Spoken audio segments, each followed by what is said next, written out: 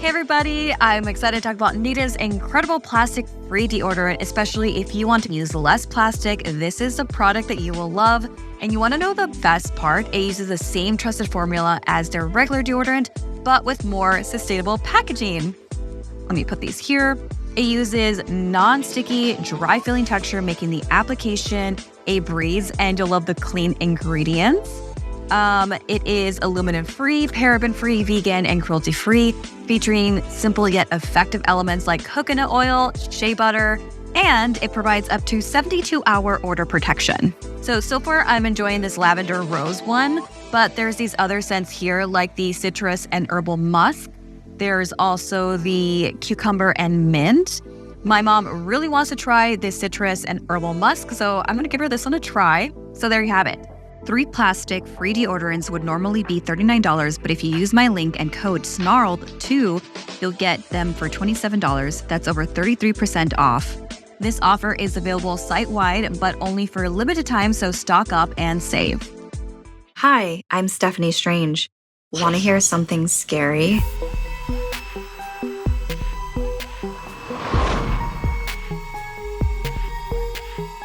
While the media may inadvertently feed into the desire for attention that serial killers often crave, it can also inadvertently escalate minor errors into more serious, sinister actions.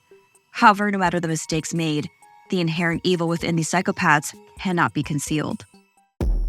Cameron's palms were clammy as she sat on the couch in her new boyfriend's apartment. She was trying her best not to look awkward. He was in the kitchen preparing dinner. She glanced around the room, feeling butterflies in her stomach. And even though she didn't know Alfie well, she liked what little she did know about him. He was a humanitarian and volunteered at events. He also spent time in the military, but most importantly, he was always polite and respectful, holding doors open and helping people out on the street. His saying was, "Politeness is most important in life." To distract herself, Cameron picked up a deck of cards off the coffee table, hoping that they could play a card game later on. As she started flipping through them and counting the cards, she realized the deck was short. What initially confused her had now caused her to panic frantically as she began searching through the deck.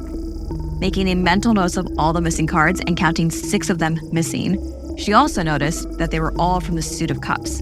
Just as she was about to ask Alfie about the incomplete deck, he called out from the kitchen, announcing that dinner was ready. With adrenaline rushing through her body, she quickly shoved the cards back into their box, tossed them onto the table, and hurried into the kitchen.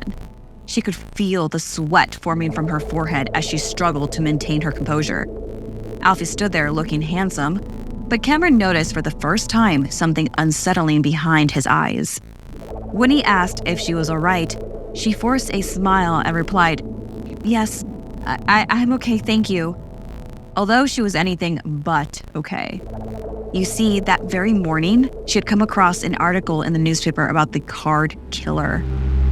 The baffling tales of this notorious figure had taken over the headlines and news reports on TV, capturing everyone's attention.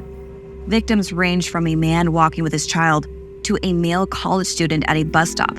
The killings were brutal, yet seemed unrelated, except for one chilling detail: the presence of a playing card left at each crime scene.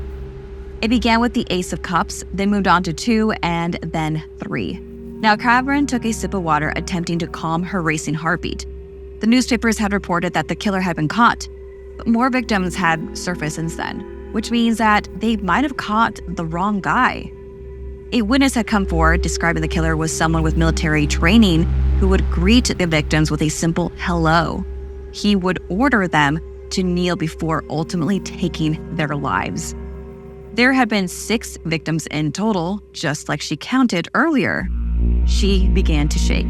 Glancing around the apartment once more, she noticed other strange things. No family photos, a lack of personal belongings, and of course, any small little personal touches to the apartment. Only Alfie's military badges hung on the wall. As Alfie spoke, he kindly requested Cameron's presence in the living room. Instantly, a surge of panic coursed through her veins, but she refused to remain still and seated. And determined not to be an easy target, she summoned her strength and grabbed a glass cup, throwing it at Alfie's head before sprinting out of the apartment. His voice echoed down the hallway as he chased after her, shouting, "That wasn't very nice! Where are your manners?" The pieces of the puzzle fell into place, and she could no longer ignore the ominous clues surrounding her boyfriend. She raced home to her apartment, locked the doors, and called the police. By the time they began looking for Alfie, he had turned himself in and quickly confessed to his crimes. Despite this, Cameron refused to leave her apartment. She struggled to comprehend how close she had come to becoming a victim of the card killer.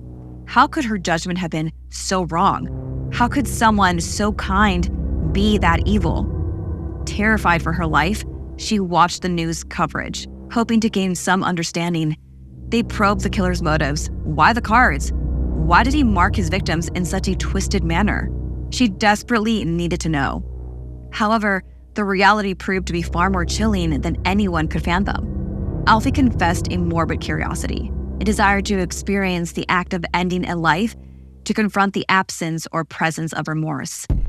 His initial plan had been to carry out only those murders on the first night, and that was it. No more killing.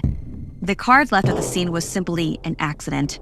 It fell out of his pocket without him knowing. But once the news and media outlets had dubbed him the card killer, he became obsessed with living up to the name, a self-fulfilling prophecy. And when the detectives asked why he made his victims kneel before him, he responded with an evil grin. Being polite is most important. Thanks so much for listening. Like and share if this video gave you the chills.